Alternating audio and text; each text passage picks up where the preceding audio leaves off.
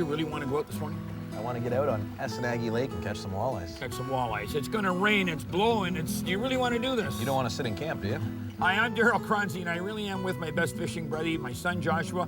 We're up at Marmac Lodge. It's just a little bit east of White River, Ontario. That's right. And we're doing something, and it really is something different that we haven't done before in 20 years of filming. I think we're going to end up fishing the rain all day. They've been calling for some storms. We're going to find out. We're going to catch, I don't want big fish. I want short lunch fish. Eaters today? Eaters today. Short lunch it? Let's go for it. Let's do it. Stick with us, because we're going fishing. I'm going fishing all the time, and my baby's going fishing too. Bet your life that your sweet wife can catch more fish than you. Any fish will bite if you got the right bait. Now here's a little something that I'd like to relate. With my pole and my line, I'm going fishing. Yes, I'm going fishing. My baby's going fishing too. Going Fishing with Darryl Choronzey is brought to you in part by Yamaha, reliability with every turn of the key. Abu Garcia, for life. Berkeley, catch more fish. G3 Boats, a Yamaha boat company. And by Darryl Choronzey's Canadian Fisherman's Breading and Batter Mix.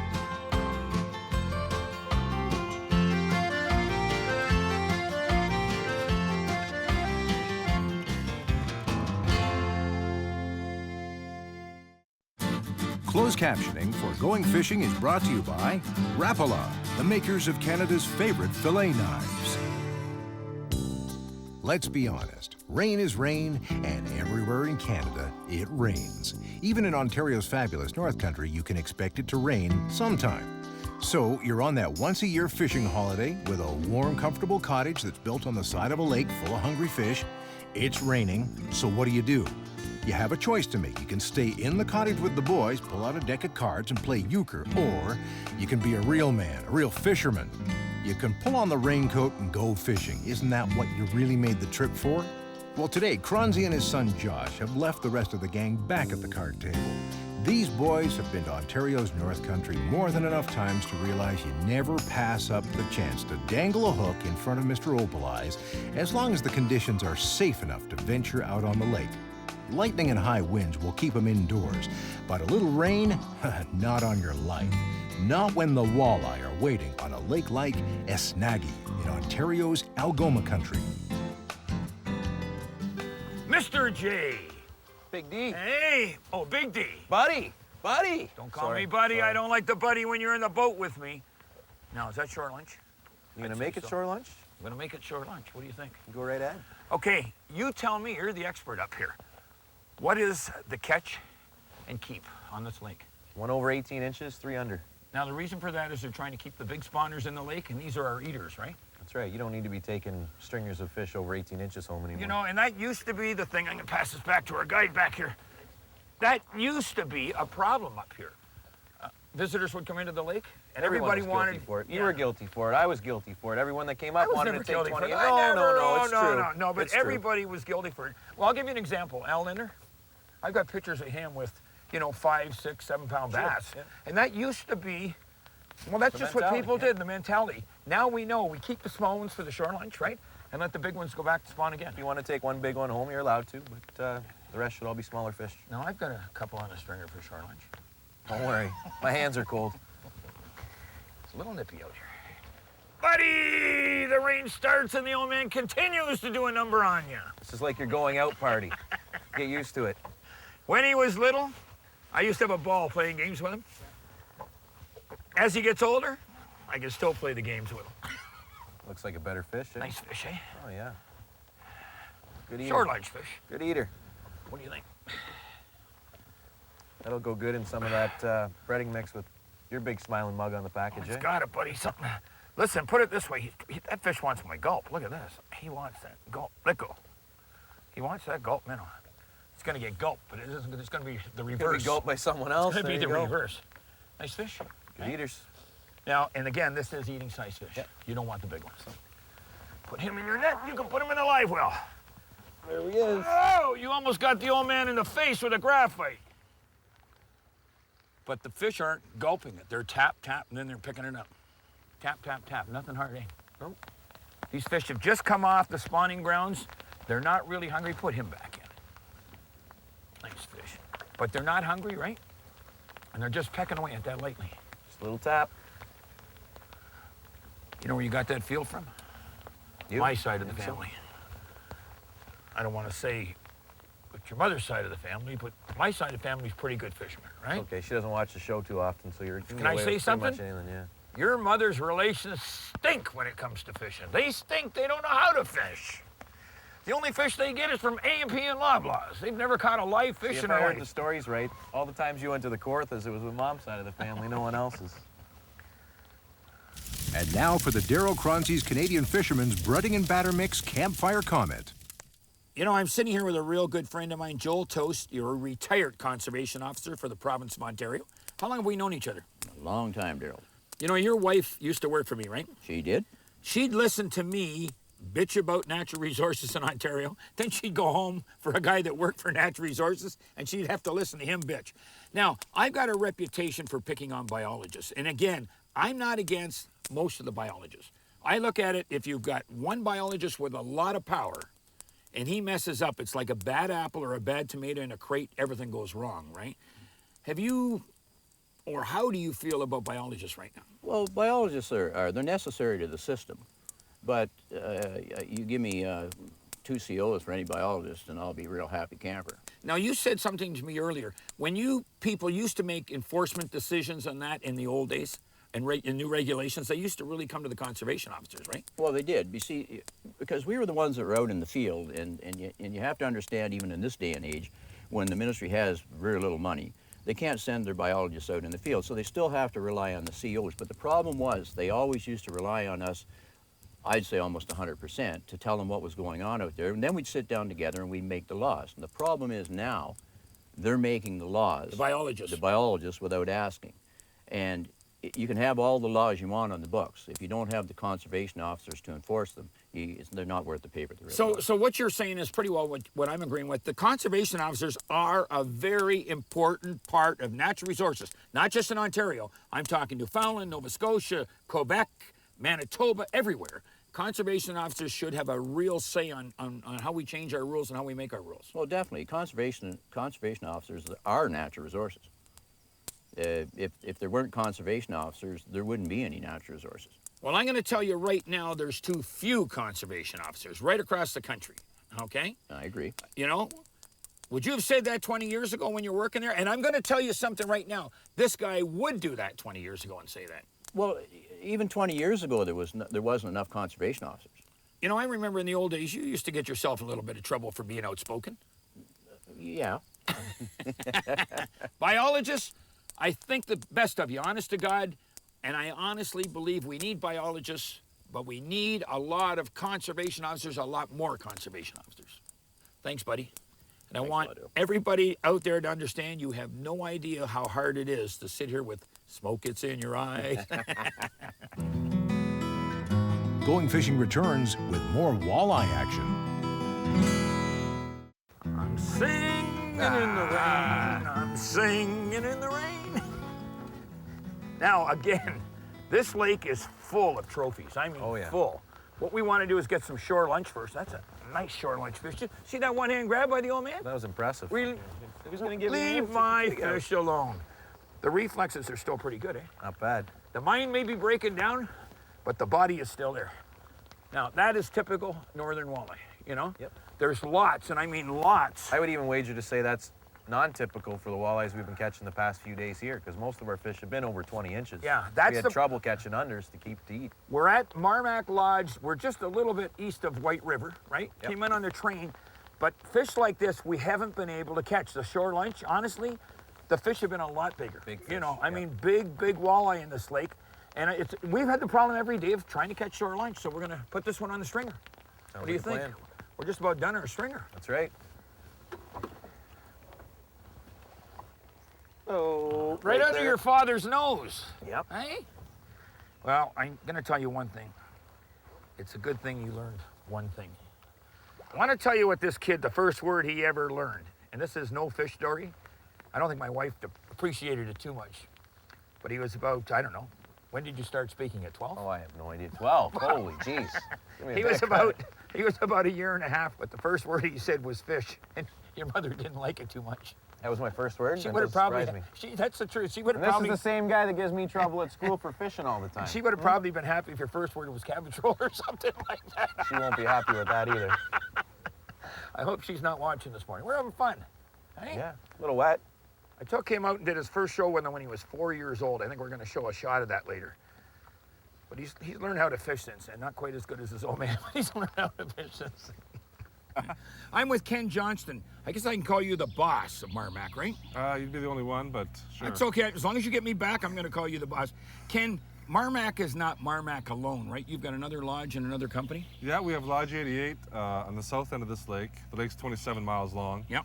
And then we have White River Air, which is in White River. Okay, so you got a lake that's 27 miles long. Really, there's only, we'll say there is another lodge here, but you people are the masters of the lake as far as I'm concerned. Yeah, well, we have 2 lodges on this lake, and then we have 2 outposts on the north end. Okay, and you got 2 outposts where we were fishing this morning in the rain, right? Now, you also have fly-in outposts? That's correct. How many? There's over 50 of them, I guess. So people can come up here, they can get hold of White River Air, right? That's right. And they can fly into 50 different outposts. Well, we use about 30 for fishing, or about 25 actually, and we rotate those lakes so we don't fish them all the time. Do some hunting? We do moose hunting and Don't bear say hunting. that, you may get Peter or Petter, whoever those animal lovers get all upset, but you do have the moose hunt up here. We do archery moose hunt here at the lodge, as well as an archery and rifle moose hunt under the outposts. Okay. How many people can you accommodate at Marmac? About 45 to 50. Okay, how many at Lodge 88? 30 to 35. And your outpost cabins, how many do they sleep in each one? Anywhere from 2 to 12. The best month, let's be honest, what's the best month for fishing? Well, walleyes, we catch fish all summer long. Yeah. But, you know, in June they're feeding real heavy. But it doesn't really matter for the walleye. The pike is really best in spring and fall, but you can catch pike all summer long too. Okay, if they want to get you on a website, what is it? It's www.north2adventure.com. www.north2adventure.com. If they can't get that at that slow, I'm going to get in trouble with the CRTC. Listen, thank you very, very much. Well, thank you. One real quick thing. What part of tourism are you in? Are you in Algoma or what is it? The Algoma district. Algoma District. Yeah. Well, Algoma District is paradise. I've said that 55 times on this show. All Thank right. you very much. I'm coming back. Oh, thanks a lot. The word to remember is Gulp. It's been around just a couple of years, but already it's setting the fishing world on fire.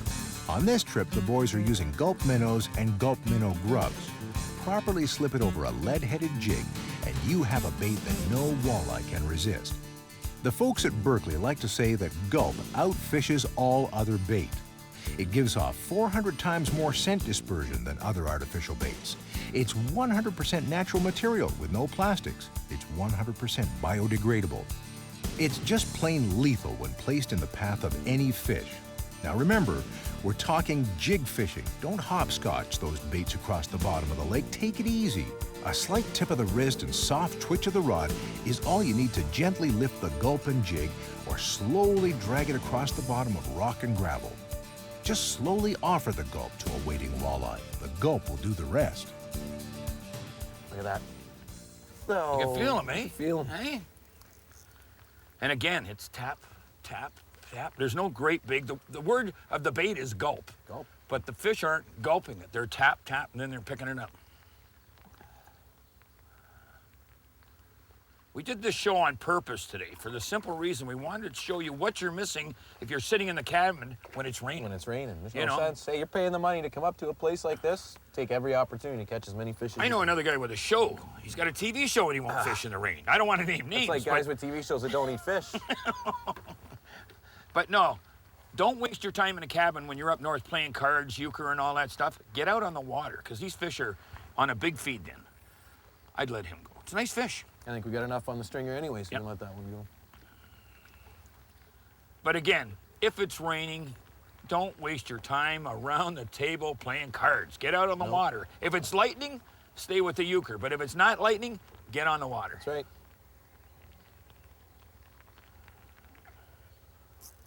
Right under the boat. Right under the Right boat. under the boat. The Gulp does it again. That's right.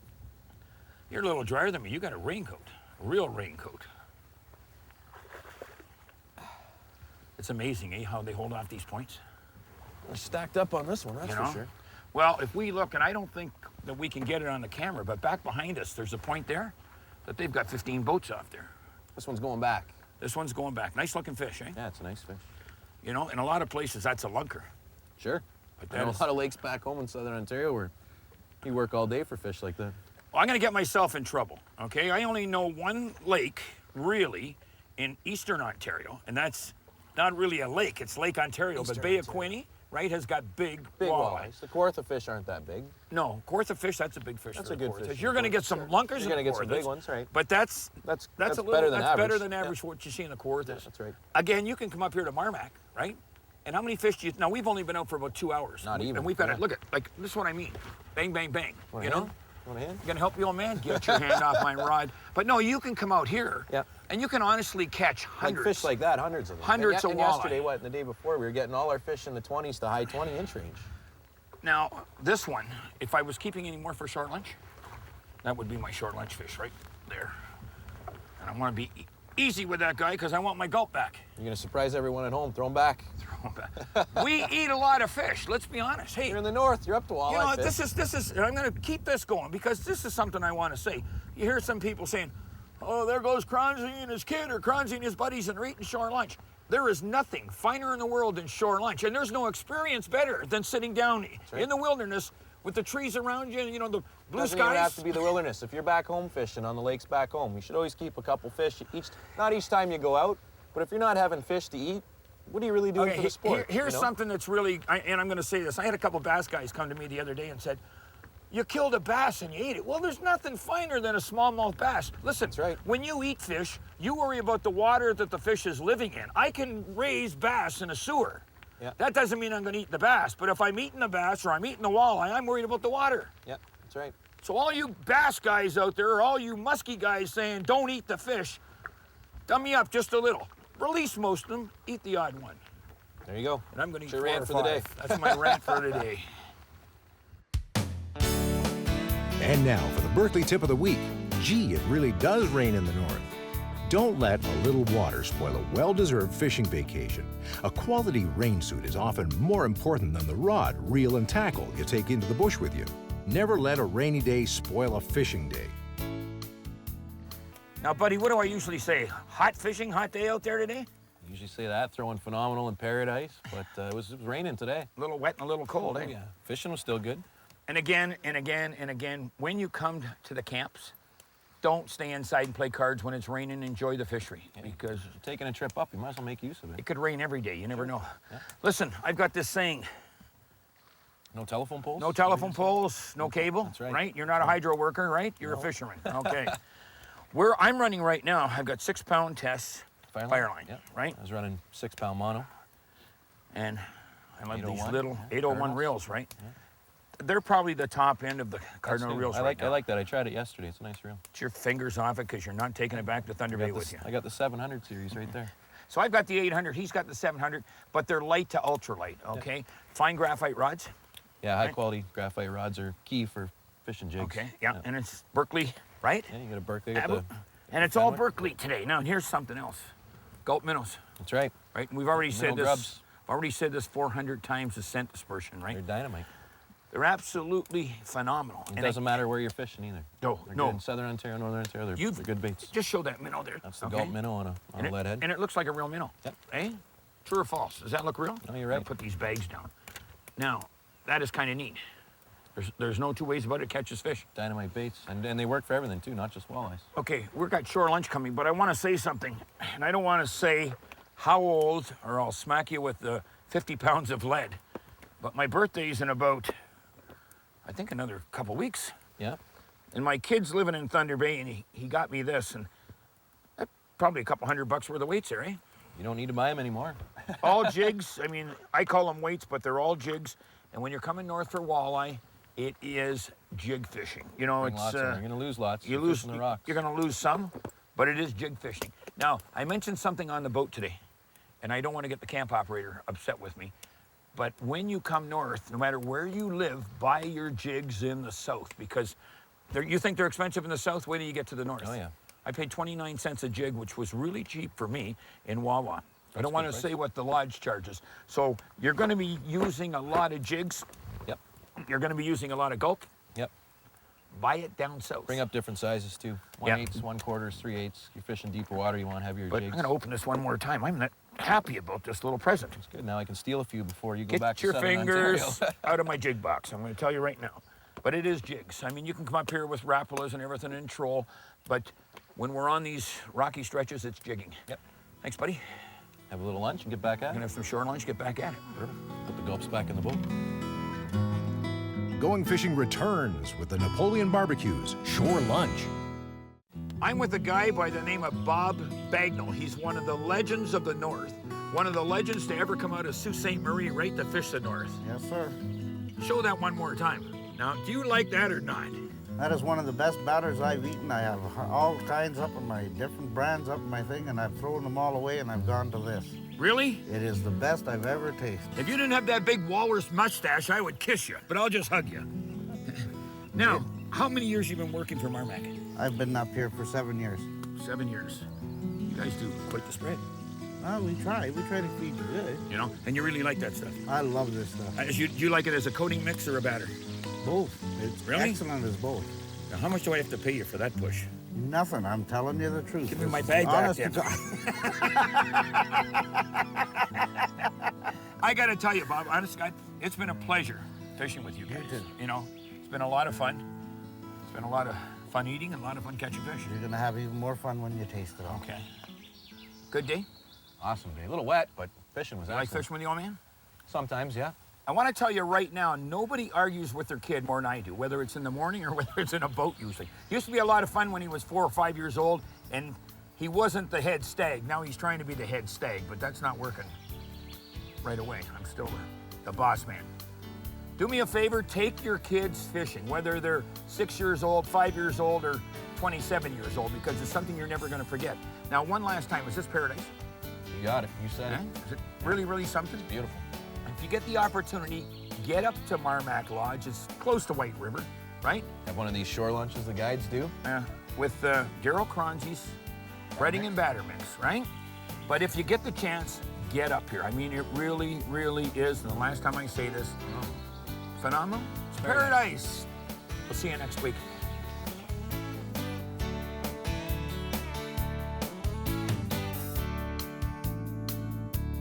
For more information on today's fishing location and other going fishing destinations, visit goingfishingtv.com.